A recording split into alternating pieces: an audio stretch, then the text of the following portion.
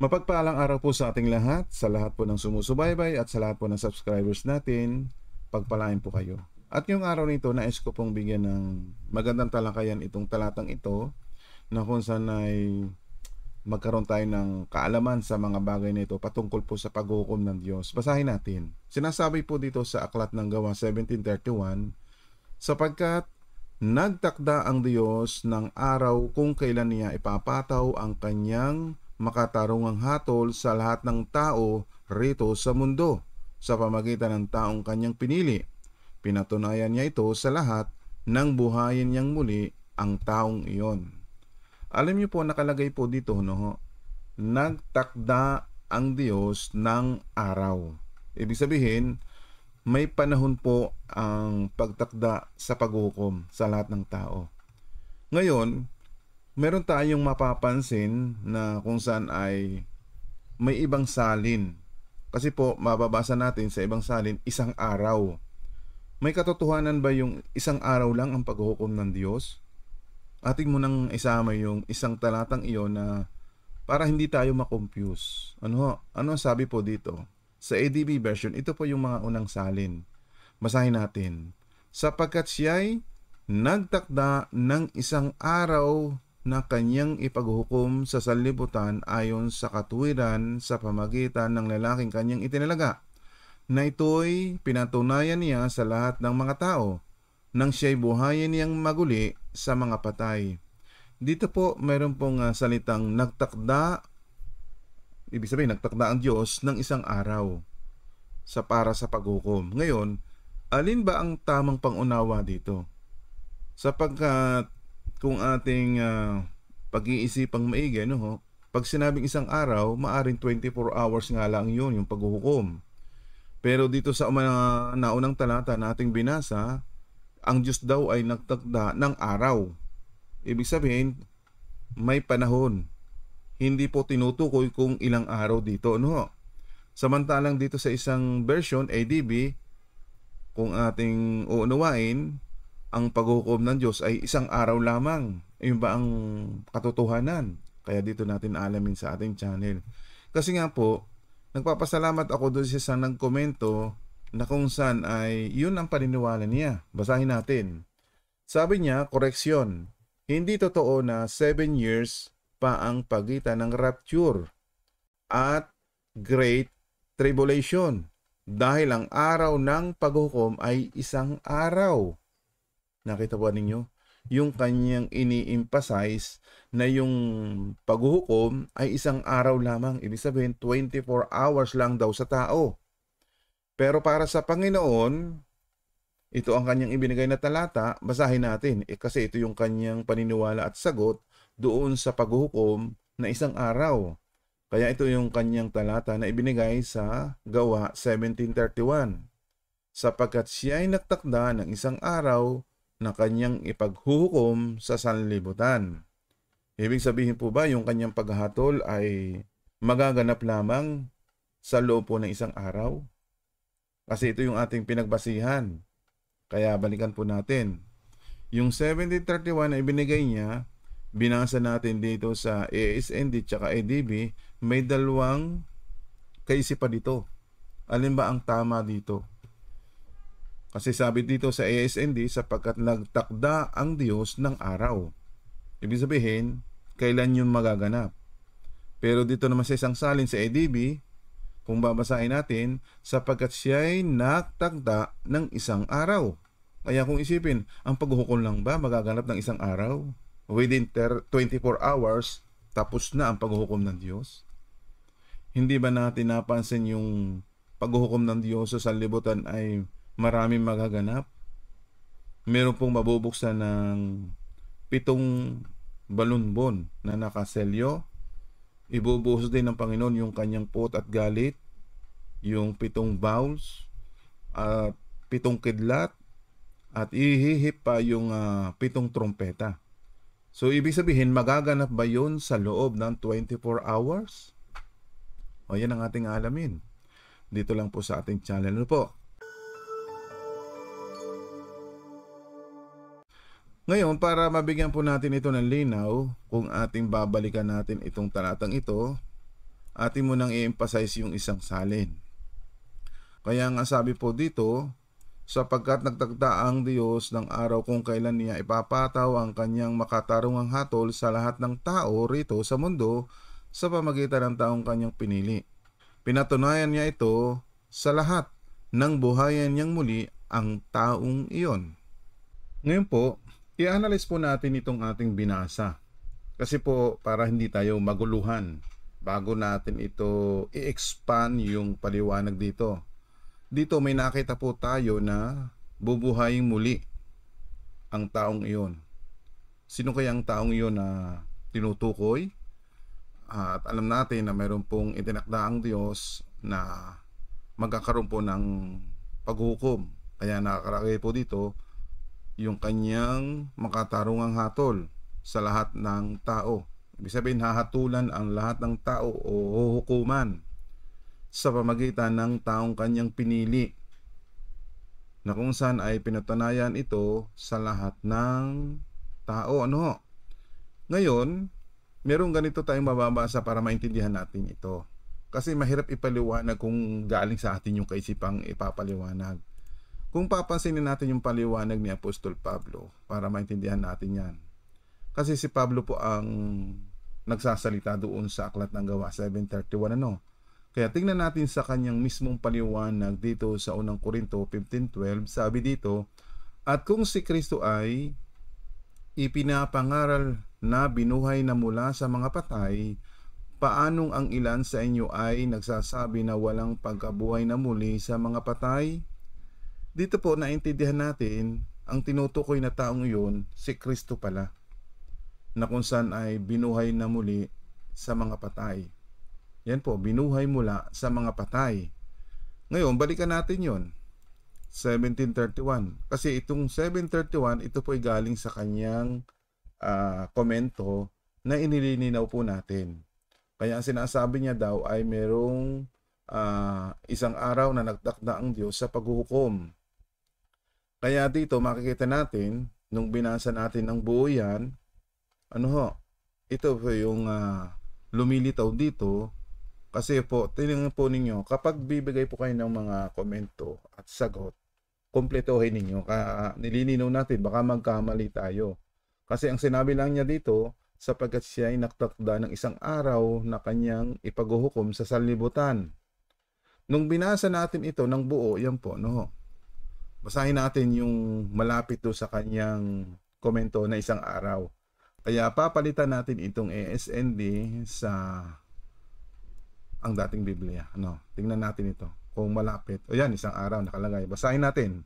Sabi dito, sapagkat siya ay naktakda ng isang araw na kanyang ipaghuhukom sa sanlibutan ayon sa katwiran sa pamagitan ng lalaking kanyang itinalaga. Sinong tinutukoy kaya doon, mga kapatid?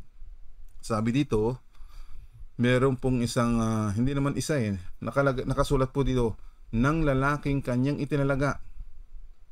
Wala pong specific na isa, kundi lalaking kanyang itinalaga na ito'y pinatunayan niya sa lahat ng mga tao. Si Kristo po tinutukoy yata doon. Bakit? Sabi dito, nang siya'y buhayin niyang maguli sa mga patay. Ibig sabihin po yung binuhay na muli sa mga patay, tinutukoy si Kristo. Kaya ngayon, ipinapaliwanag dito pa sa kanyang mga sulat sa 15:12 ng unang Korinto, kung si Kristo ay ipinapangaral na binuhay na mula sa mga patay, paanong ang ilan sa inyo ay nagsasabi na walang pagkabuhay na muli ng mga patay? Kaya po dito, maintindihan natin na mayroong pong pagkabuhay na muli. Tuloy natin sa 13. Subalit kung walang pagkabuhay na muli ng mga patay, si Kristo man ay hindi muling binuhay. So kaya ang tinutukoy po doon, si Kristo. Maaring si Kristo po yung binigyan ng authority din ng humatol pagdating po ng paghuhukom ng Diyos. O tuloy natin sa 14. At kung si Kristo ay hindi muling binuhay, ang aming pangangaral ay walang kabuluhan at ang inyong pananampalataya ay wala ring kabuluhan. Meaning, yung bagay na yun pala doon sa binabasa natin, ang tinutukoy ay si Kristo. Kaya dapat natin malaman kailan yung paghuhukom, na kung saan kung paanong binuhay si Kristo, bubuhay din pala yung mga banal, yung mga mananampalataya. Kaya dapat nating malaman, ito ang ipapaliwanag ni Juan naman, para maintindihan natin yung muling pagkabuhay na kung saan makakasama si Kristo sa panahon po ng paghuhukom. Di ba't ito yung pinag-aaralan natin, na kung saan ay maghuhukom ang Diyos o si Kristo kasama yung kanyang mga banal. Tingnan nga natin, punta tayo sa Apocalypse 20 verse 4. Nakita ko ang mga trono at ang mga nakaupo sa mga iyon ay pinagkalooban ng kapangyarihang humatol. Nakita ko rin ang mga kaluluwa ng mga pinugutan ng ulo dahil sa patotoo kay Jesus. Sino po yung nagpatotoo kay Jesus? Yung mga alagad. Yung panahon po ni Jesus Christ nung nagkatawang tao sa lupa. Di ba't umakyat sa langit? Binigyan po ng paggabay ng Banal Espiritu at nangaral ang mga pinabanal. So yung mga pinabanal na yon nagkamamatay. Kaya sila bubuhayin muli. Bakit po? Para ipangaral muli yung ebanghelyo. May katotohanan ba yun? Kasi nga po, hindi pa natatapos yung misyon. Kaya bago matapos ang mundo, o ibig sabihin, yung bago magkaroon po ng talagang matinding puot ng Diyos o hatol ng Diyos, bibigyan pa ng last chance ang mga tao.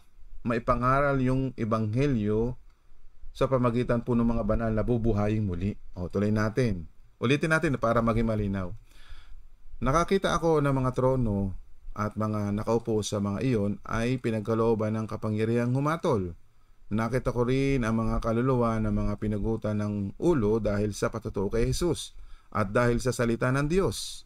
At ang mga hindi sumamba sa halimaw o sa kanyang larawan man at hindi tumanggap ng tanda sa kanilang noo at sa kanilang kamay. Sila'y nabuhay at nagharing kasama ni Kristo sa loob ng 1,000 taon. So, ibig sabihin, yung pala yung mga apostol, yung mga naunang naglingkod sa Panginoon, nagpatotoo kay Jesus. Ngayon, binuhay muli sila sa paghuhukom ni Kristo. Tingnan natin So, para maging malinaw lang po yung ating pinag-uusapan, dito nagtutuwid lang po tayo mula po kay Jason. Ito'y nilililaw lang natin kasi nga po kung 24 hours lang po yung paghahatol ng Panginoon ay ating inaalam lang po. So balikan natin ito at magpatuloy tayo dun sa verse 5 para maintindihan natin Ito po yon. Ang iba sa mga patay ay hindi nabuhay hanggang sa natapos ang 1,000 taon. Ito ang unang pagkabuhay na muli. Sino po yung nabuhay na muli sa unang pagkabuhay na muli? Ituloy natin sa verse 6. Mapalad at banal ang may bahagi sa unang pagkabuhay na muli. Sa mga ito ay walang kapangyarihan ang ikalawang kamatayan, kundi sila'y magiging mga pari ng Diyos at ni Kristo at maghaharing kasama niya sa loob ng 1,000 taon. Ibig sabihin po pala, mapalad at banal ang may bahagi sa unang pagkabuhay na muli. Sa mga ito ay walang kapangyarihan ang ikalawang kamatayan, kundi sila'y magiging mga pari ng Diyos at ni Kristo at maghaharing kasama niya sa loob ng 1,000 taon. Yung pala ibig sabihin paghahari ay paghuhukom na pala yun. So ibig sabihin po, kapatid, hindi po pala isang araw lamang. Ang paghuhukom na tinutukoy dito ay yung paghahari sa loob po ng 1,000 taon. Alam niyo po, ang tinutukoy dito na 1,000 taon, hindi po totally talagang 1,000 taon. Napakatagal po noon. Kundi tinutukoy dito ay mga araw. Kasi po, mangangaral po sila ng 1,260 araw. 1,260 days. Doon sa panahon na yun, yun ang tinatawag na 3.5 years. Kaya tinutukoy po ay 1,000 taon. Kaya po, hindi po 1 day o 24 hours po yung paghuhukom. Gusto ko pong basahin itong pahayag 11.3 para dagdag kaalaman po. Kasi gusto kong ipaintindi sa inyo yung nasasakop na sinasabing 1,000 taon. Ito po yung pangangaral po ng mga binuhay na muli na mga banal. Okay, basahin natin. Sa mga araw na iyon, isusugo ko roon ang dalawang saksi ko. Magsusuot sila ng damit na sako bilang pahiwatig sa mga tao na kailangan nilang magsisi sa kasalanan nila. Ipapahayag nila ang mensahe ng Diyos sa loob ng 1,260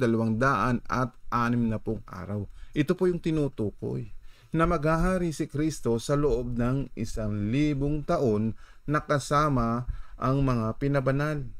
Kaya babalikan natin yung talata na sinasabi natin kanina na binuhay na muli. O basahin natin para magkaroon lang tayo ng idea at kaalaman sa mga kasulatan.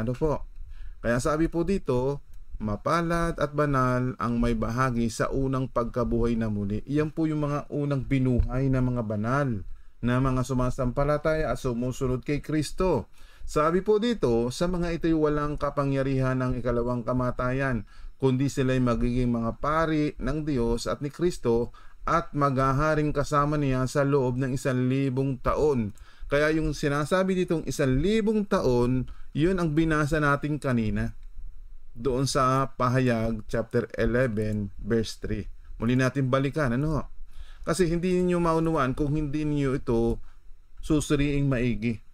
Kasi po ang ating wag agad magkakaroon tayo ng kasi may pagbubulay-bulay po diyan Tingnan po ninyo Pinahintulutan ko ang aking dalawang saksi na magpahayag ng propesiya sa loob ng 1,260 araw na nakasuot ng damit sako.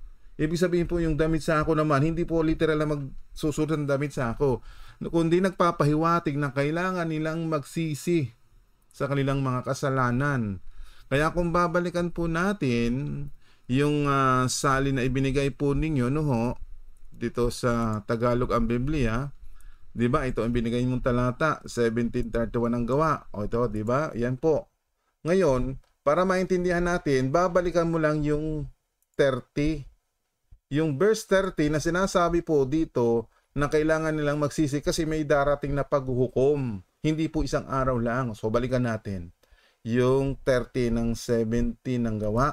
Ang mga panahon ng kahangalan ay pinalampas na nga ng Diyos, ngunit ngayon pinag-uutos niya sa lahat ng tao, sa lahat ng dako na magsisi. Di ba?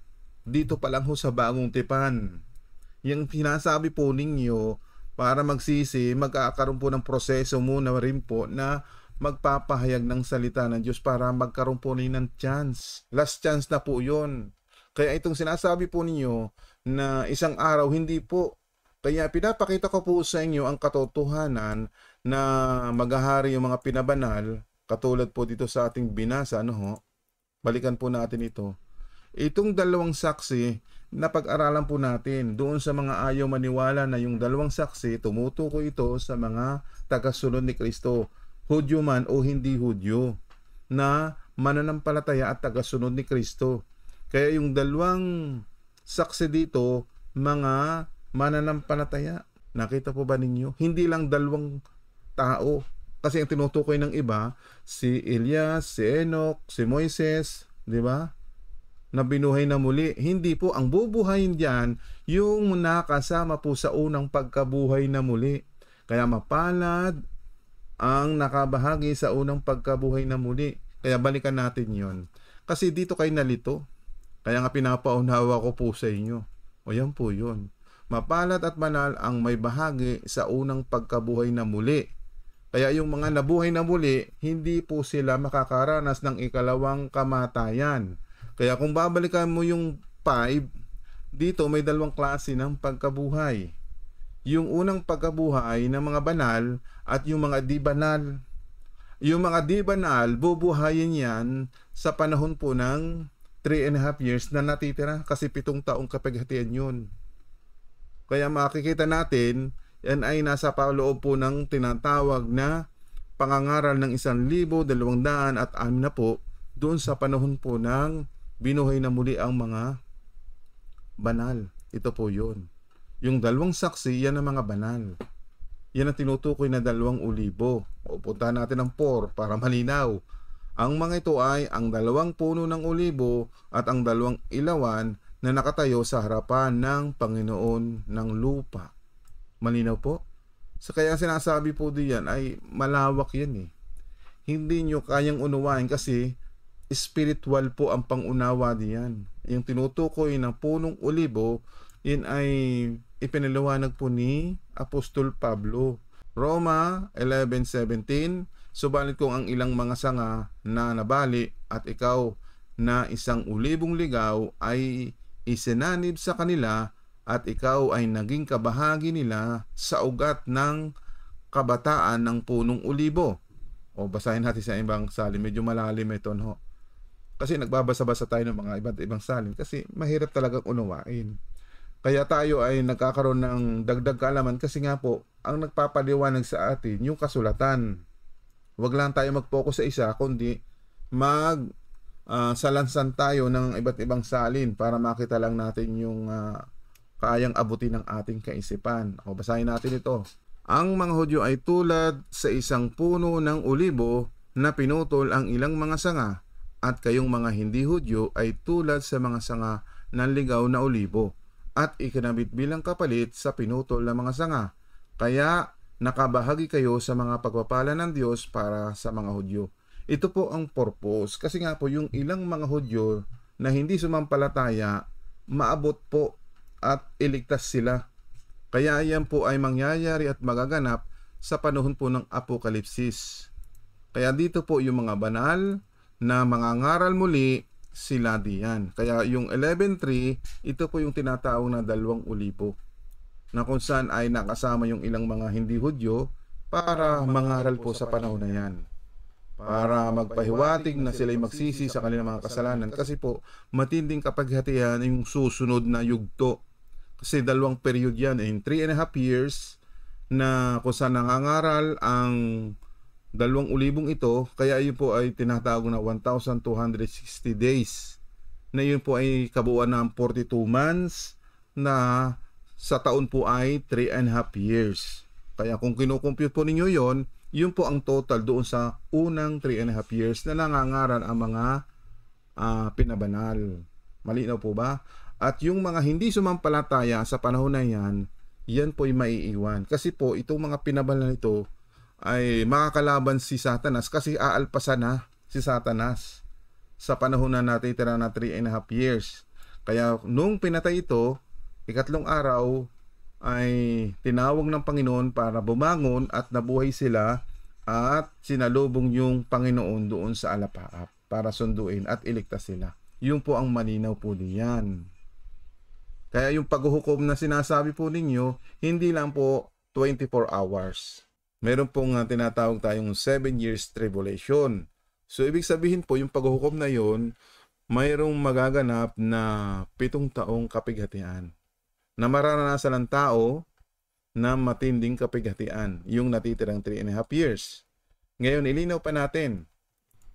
Para maging malinaw po sa inyo ang mga bagay na yan,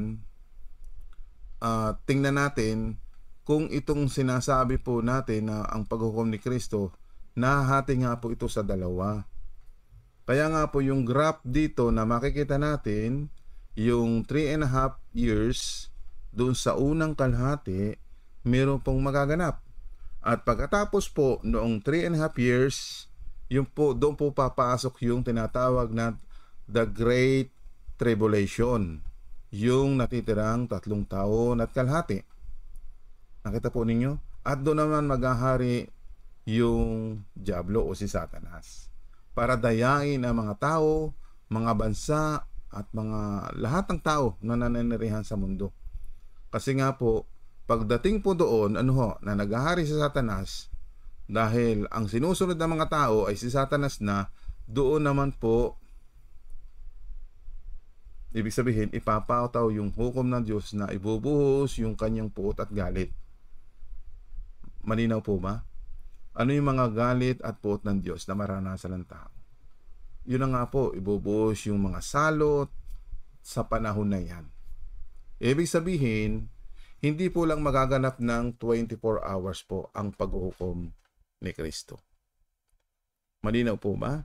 Para makita natin, di babasahin po natin yung mga puot ng Diyos kung ito ba isang araw lamang. O nga, pansinin natin ano, para maging malinaw po doon sa nagkomento para maipaunawa natin sa kanya, maging doon sa mga gustong maliwanagan din po na talagang isang araw lang po ba talaga ang paghuhukom ng Panginoon o ng Diyos? O di tingnan natin. Pansinin natin sa mga kasulatan kung magaganap nga lang ay isang araw lamang o 24 hours. So tingnan natin sa kasulatan. Ipagpatuloy po natin sa verse 7. Sabi dito, at kung matapos na ang 1,000 taon, si Satanas ay pakakawalan sa kanyang bilangguan. O ito na po no. Kasi dito para malaman natin, pati si Satanas po'y huhukuman yan. Sinasabi dito no, pagkatapos ng 1,000 taon, si Satanas ay pakakawalan. Bakit kaya? Dating nakakulong po siya. Kasi kung binasa nyo ang verse 1, ikinulong siya ng 1,000 taon doon sa kalaliman. Sino nagdala? Yung anghel na may dalang susi at kadena para hindi makapandaya sa mga tao sa panahon na nangangaral ang yung mga banal na binuhay na muli. Kasi mangangaral doon sa 3.5 years, mangangaral ang mga binuhay na yung unang pagkabuhay. So balikan po natin yun. Ano? Balikan natin yung unang pagkabuhay. Sabi po dito, mapalad at banal ang may bahagi sa unang pagkabuhay na muli. So ito yung mga banal na binuhay na muli. At nangaral po yan. Kaya dito sa 7, at kung matapos na ang 1,000 taon, si Satanas ay pakakawalan sa kanyang bilangguan. Tanda po niyo ha, hindi 1,000 taon. Mamaya ipapakita ko po sa inyo na 1,260 days po ang tinutukoy doon na 1,000 taon. Kaya yung 3.5 years ay nasasako po ito doon sa loob po ng 1,260 days. Ano? O ngayon, tuloy natin. Sa verse 8, sabi dito, at lalabas upang dayain ang mga bansa. Ibig sabihin, papasok na po yung 3.5 years. Kanina nakita natin yung 3.5 years nakakulong si Satanas para hindi makapandaya. Ngayon, nung natapos ng 1,000 taon, ibig sabihin yung 3.5 years natapos na, dito naman eksena si Satanas. Yan, sabi dito, at lalabas upang dayain ang alin? Ang mga bansa. Ibig sabihin, naku po, buong mundo na yan, mga bansa na po ang tinutukoy. Nasa 4 na sulok ng lupa. O yun na nga po, 4 na sulok ng lupa. North, South, East, West. Ano? Sa Gog at sa Magog. Yun ang ibig sabihin. Upang tipunin sila para sa pakikipagdigma. Ang bilang nila ay gaya ng buhangin sa dagat. Meaning, ito yung mga taong sumunod kay Satanas. Na kung saan ay makikipagdigma sa mga banal. O, tingnan natin kung totoo. Verse 9. Umakyat sila sa malawak na lupa at pinaligiran ang kampo ng mga banal. O yun, ibig sabihin, makikipaglaban nga sa mga banal. At ang lungsod na minamahal, ngunit bumaba ang apoy mula sa langit at sila'y natupok. Tuloy. At ang dyablo na dumaya sa kanila ay inihagi sa lawa ng apoy at asupre na kinaroroonan din naman ng halimaw at ng bulaang propeta. At sila'y pahihirapan araw at gabi, magpakailanman. At nakita ko ang isang malaking tronong puti at ang nakaupo roon, ang lupa at ang langit ay tumakas sa kanyang harapan at walang natagpo ang lugar para sa kanila. At nakita ko ang mga patay, mga dakila at mga hamak na nakatayo sa harapan ng trono.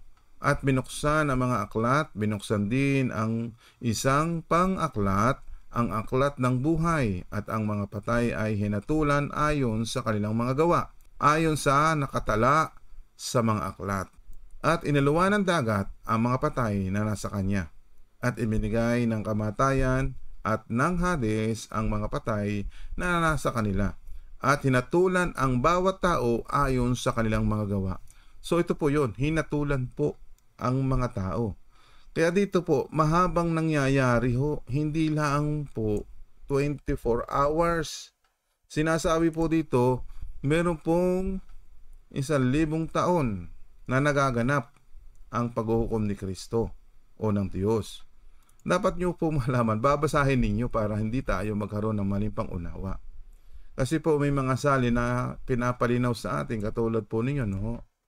Ang nabasa po ninyo isang araw, basahin niyo po ninyo kung talagang isang araw nga ang magaganap. Kaya nga pinuntahan natin ito, yung kaganapan, hindi pala isang araw, kundi 1,000. So malinaw po ba sa inyo? Kung itutuloy pa natin sa verse 14, ang pagbabasa, ang kamatayan at ang Hades ay itinapon sa lawa ng apoy. Ito ang ikalawang kamatayan, ang lawa ng apoy. At ang sinumang hindi natagpo ang nakasulat sa aklat ng buhay ay itatapon sa lawang apoy. Ibig sabihin po, meron pong tinitingnan ng mga aklat. Kung nakalista ang iyong pangalan sa aklat ng buhay, ibig sabihin, may kaligtasan ka. Pero kung hindi raw nakasulat ang pangalan sa aklat ng buhay, ano ang mangyayari? Itatapon sa lawa ng apoy, at ito ang ikalawang kamatayan, ang lawa ng apoy. Diba? Kaya yung unang mga nabuhay na muli, yung unang nabuhay na muli ng mga banal, ang sabi doon, hindi makakaranas ng ikalawang kamatayan. Kaya sinasabi dito, ano yung ikalawang kamatayan? Balikan natin yung 14. Ang kamatayan at ang Hades ay itinapon sa lawa ng apoy. Ito ang ikalawang kamatayan, ang lawa ng apoy. Ibig sabihin po yung lawang apoy, yung po pala ay ang ikalawang kamatayan. Itatapon sa lawang apoy. Kaya wala pong kapangyarihan, kung babalikan po natin itong mga banal na unang pagkabuhay na muli. Kaya yung mga nabuhay na nauna, walang kapangyarihan ang ikalawang kamatayan sa kanila. Pero yung after na matapos yung programa at sasapit po yung tinatawag na Great Tribulation, doon naman po bubuhayin yung ilan na hindi binuhay. O puntahan po natin yung verse 5. Sabi dito, ang mga iba sa mga patay ay hindi nabuhay hanggang sa matapos ang 1,000 taon. Ito ang unang pagkabuhay na muli. So ibig sabihin po, yung unang pagkabuhay na muli, yung mga banal. Pagkatapos po, bago matapos ang 1,000 taon, saka bubuhayin yung ibang mga patay. O basahin natin sa ibang salin. Sabi po dito, ito ang unang pagkabuhay ng mga patay. Ang ibang mga patay ay sakalang bubuhayin pagkatapos ng 1,000 taon. Yun po ang nakakalungkot. Sakalang bubuhayin pagkatapos ng 1,000 taon. Kasi sa panahon na yan, nariyan naman naghahari si Satanas. Paano ka maliligtas? Kasi ang ginagawa ni Satanas ay manlilang at mandaya. Kasi inalpasan na po diyan sa panahon ng 3.5 years na natitira. O diba? Tingnan natin. Para maintindihan po, sabi ito sa verse 7, pagkatapos ng 1,000 taon, pakakawalan si Satanas mula sa kanyang bilangguan. Kaya yung kanyang panahon na nakabilanggo, hindi nanggugulo. Nakakulong po siya. Yung 1,000 taon, tumutukoy ito doon sa unang kalhating 3.5 years. Merong katahimikan, wala nanggugulo. Pero pag natapos na po yung 3.5 years, papasok naman si Satanas para manggulo at mandaya. Ayan po. Kung tutuloy-tuloy po ninyo ang pagbabasa dito. So malinaw po. So hindi lang po isang araw o 24 hours yung paghuhukom ng ating Panginoon Diyos. Okay na po ba yun? Medyo talagang mahirap hanapin, pero ngayon nakukuha natin ng tama dahil meron tayong binabasa. Kaya nga sabi ko, mahirap ipaliwanag ito kung sa aking sarili. Kaya binabasa ko po yung mga paliwanag na mula sa kasulatan para maintindihan natin. Ano po? Kung nakaintindi kayo at nakaunawa, katulad po nito na kung saan yung paniniwala nila ay ang paghukom lang daw ay isang araw o 24 hours, ay hindi po ganun. Mahabang mga proseso. Kaya nakalagay po doon, naka-details doon sa 7 taong kapighatian, yun na po yung paghukom ng Diyos. Ay yung una, bubuhayin yung mga patay, mga ngaral ng ebanghelyo. So, i-details ko ito sa isang video, Abangan po niyo yung magaganap doon sa 3.5 years na unang kalahati ng tribulation, doon sa 7 years tribulation. At yung natitirang 3.5 years, yun nga po yung the Great Tribulation. So, i-discuss ko parehas yan. Abangan niyo po yan. Pero dito sa ating tinalakay, yung paghuhukom ng Panginoon Diyos ay hindi po isang araw o 24 hours, kundi mahabang araw po yun. Hindi lang isang araw. So kung nag-get po ninyo, please subscribe and like yung ating video ito. So salamat muli sa inyong panahon at pakikinig. Ito po inyong lingkod, Brother Owen. God bless you po sa inyo lahat.